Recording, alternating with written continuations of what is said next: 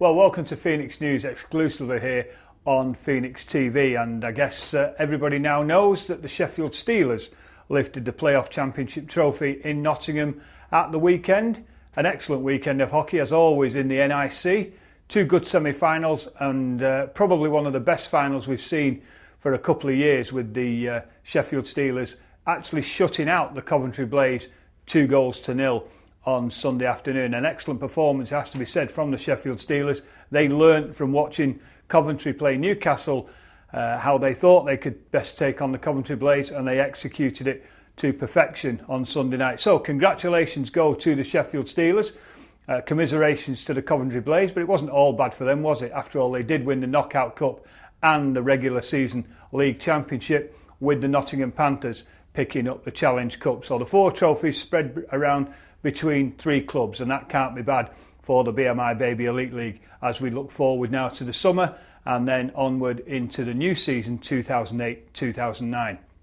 So what's going to happen during the summer? Well, first of all, Phoenix have re-signed player coach Tony Hand, as you know, for another season, and we're all delighted that Tony's going to be back with us.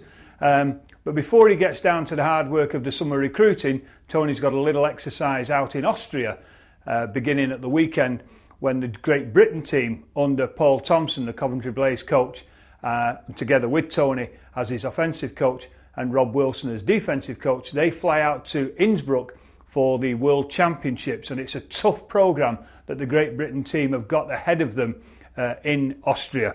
They open up on the 13th of April with a tie against Poland, and that won't be easy. The Poles are no slouches. The Polish league has come on leaps and bounds in the last couple of years, and so that's a tough opener for the Great Britain squad.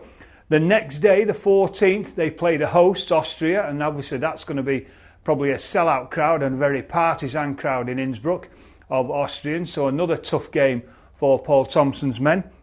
Then they get a day off on the 15th before taking on Korea in what should be the easiest tie of the 5 that the Great Britain squad will play, but as you know, you can't take anything for granted in this game, as we've seen throughout the regular season here in the UK. So I guess there'll be no letting up against Korea in Game 3 on the 16th.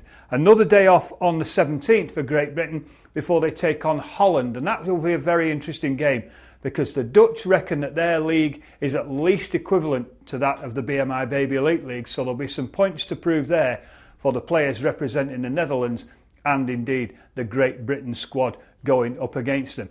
And then probably the toughest game of the rubber sees the Great Britain squad on the 19th play their 5th and final game of the championship tournament, and that is against Kazakhstan. And Kazakhstan are a very, very strong squad indeed. And if anyone remembers the Olympic qualifiers that were played in Sheffield a few years ago when the Kazakhs came over to the UK, they were no mugs indeed. They were a very strong side, and we expect them to be very strong again in this World Championships. But, you know, having said that all the games will be tough, all the other sides will probably be looking at Great Britain as well and seeing the improvement under Paul Thompson in the last couple of years. So hopefully there'll be 1 or 2 doubts in their minds when they take on the Great Britain squad in those games over in Austria. We'll bring you details of those games as we can on Phoenix TV News, and also probably via the website there will be updates as well direct from Austria.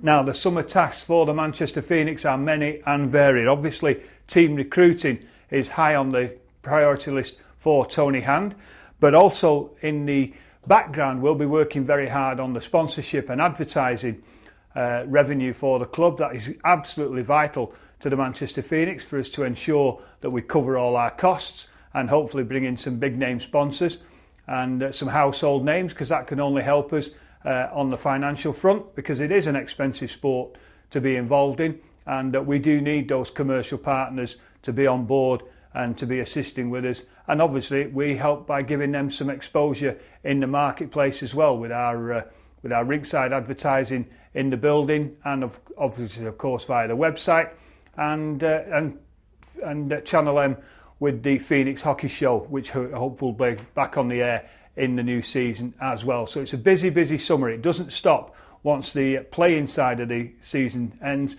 It's straight back into it, and we're already straight back into it now with contacting sponsors with hopefully they'll renew and come back for season 2008-2009. Now, season tickets, we've had a tremendous start to the season ticket campaign for next season. We hoped when we put together the initiatives, the early bird packages, the spread costs, if you signed up early, you've got the opportunity to spread the load through the summer, and that seems to have gone down really, really well. We're close now on 200 season ticket sales, and that is very, very encouraging indeed. And if the rate of applications continues the way it has in the first couple of weeks, then we should easily surpass the number of season ticket holders we had last season, and that again is great news for the club. And it's good news for everybody that's taken up the season ticket packages, because you're guaranteeing your seats for those games throughout the season, and that's the main thing. There'll be no squabbling. You'll have your seat there, seat reserved for you, and you'll be able to be right there in the thick of the action in the Ice Dome supporting the Manchester Phoenix. Now, obviously, throughout the summer, the rumour mill is going to be running absolutely rampant, and already rumours are spreading around about one or two players and indeed a couple of coaches as to where they may not be working next season. Mike Ellis in Nottingham is probably the one who's going to be the biggest point of interest. He said at the start of last season, and I quote, or maybe not word for word, "I built a team to win a championship." Well, that didn't happen. The Nottingham Panthers finished third. And ironically, later on in the season, he was quoted as saying that he was happy and satisfied to finish in third. Well, having said he built a team to win a championship and then being satisfied to finish third, I guess there might be one or two interesting conversations between him and Neil Black, the Nottingham Panthers owner, in the course of the next few days. But whether Mike Ellis is retained by the Nottingham Panthers remains to be seen. Dave Matsos, as we know, is staying with the Sheffield Steelers. Paul Thompson, is he going to stay with the Coventry Blaze? There is one or two little whispers going round that Paul Thompson may possibly have some interest from Europe. And that would be an enormous decision for Paul Thompson to leave the Coventry Blaze. He's been with them for a number of years, but he has won everything with them. He's won a Grand Slam. He's won something like 8 trophies in the 4-year period since the Coventry Blaze joined the BMI Baby Elite League. And maybe, just maybe, Paul Thompson fancies a fresh challenge elsewhere. We'll just have to wait and see on that one. But there are one or two little whispers around that Paul Thompson is considering an offer from within Europe. Gerard Adams, the player coach in Cardiff, well, he looks almost certain to be re-signed by the Cardiff Devils, and he's going to move very, very quickly to try and lock down some of his experienced players, although there will be a couple of notable departures from Cardiff during the summer. Phil Ozair, their outstanding netminder, who was rumoured last summer to be going to Norway, well,